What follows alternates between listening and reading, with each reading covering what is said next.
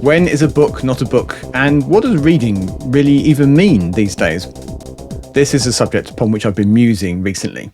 I was prompted to do so by a comment on a video recently where somebody said that I hadn't read a book, I'd listened to it. It was an audiobook. Now, it had me thinking, should I be even counting listening when I'm listening to an audiobook in the books that I've read totals for a given month or period of time? And the crux of the argument, I suppose, is that listening is not reading. That is different. And that's objectively true, I suppose, maybe a bit reductive, but it is true. And it is, of course, a different process. We're using our ears and not our eyes to do it for a start. And it is probably processed differently by the brain as a result.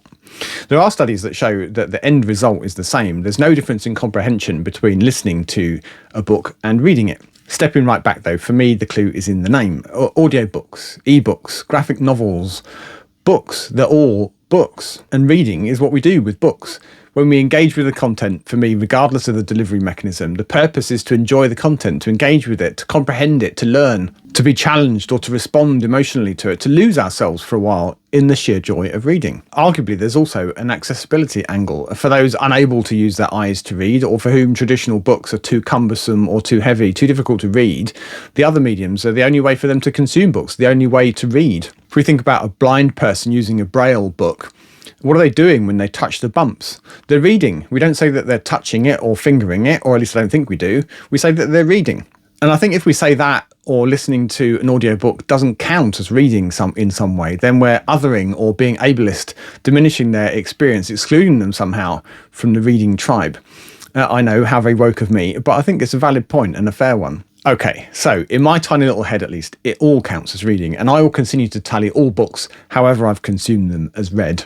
Are audiobooks a different experience? I think obviously yes. The quality of the narration for a start can make a real difference. An engaging performance can really add to the experience, whilst a dry or low energy narration can really be a turn-off. Peter Kenny, who narrates the Culture audiobooks, does a great job, for example, whereas John Lee, who narrates many of the Alistair Reynolds books, at least here in the UK, can be a bit flat.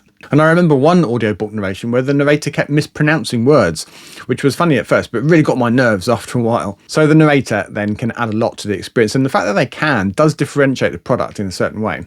What about ebooks, digital content on your Kindle?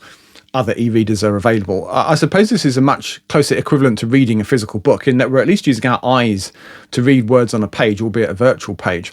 It's convenient to stash multiple ebooks on your device. It's much lighter for holiday reading, for example. I did go through a Kindle phase not long after they arrived on the scene some years back, and they are very convenient. Although I did find that I got a cumulative strain injury from moving the page on when powering through a long or thick book. And also, frankly, I kept breaking the damn things. If you leave an actual book lying around and step on it, it's not going to break. If you lean on it, it's not going to break. Although I suppose it's possible to damage it. But I got through, I think it was 3 Kindles before deciding to give it up as a bad job, telling myself in the process that I prefer the physical book anyway. And I think that that's actually true. I do listen to some audiobooks these days, but it's as a means to an end for me. It's not the end in itself. It's a way of reading a book that I wouldn't otherwise be able to whilst I'm out running, for example, or gardening, driving, whatever. And I can usually get through 2 or 3 extra books. I think of them as extra books a month like that. But really and truly, honestly, in my heart, I really like the physical heft of an actual book, the feel of it, the texture of the paper, the rustling as I turn a page, the tangible sense of progress, because you can both see and feel how far through a book you are. And I know that e-readers and audiobooks provide similar information, but for me, it's somehow viscerally different. So I do prefer to read an old-fashioned book, and that's just the way that it is. So what about collecting? Can you collect a digital asset like an e-book or an audiobook? Do you even own it in any real sense? To me, those digital books are ephemeral, transitory, just merely a consumable. Having said that, given that I'm surrounded by books in a more or less out-of-shelf space, there are some obvious advantages to those digital assets. They don't take up any space. And you might have amassed huge numbers of ebooks or audiobooks. I know you're out there, and they fit on a very portable hard drive, or they live in an entirely virtual existence in the cloud. And when we all shuffle off this mortal coil, those digital assets are not a faff for your loved ones to deal with. Perhaps some books are available now in ebook format with the original artwork that's now just hard to find in physical book format. And I can see the attraction of that.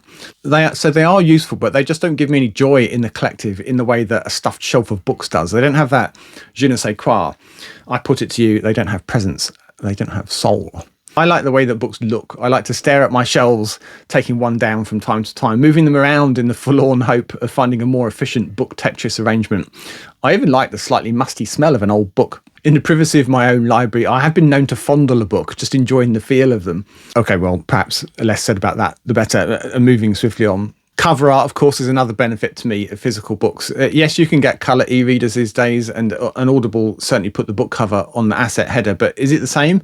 I'm aware as I'm saying all of this that I'm using the reverse of the argument that I used earlier on to claim a broad definition of reading. In physical books, though, there's the publisher element, the little slices of publishing history as the colophons and the logos change over time. And there's the joy of tracking down a first edition of something, and I just don't think you get any of that with a digital asset.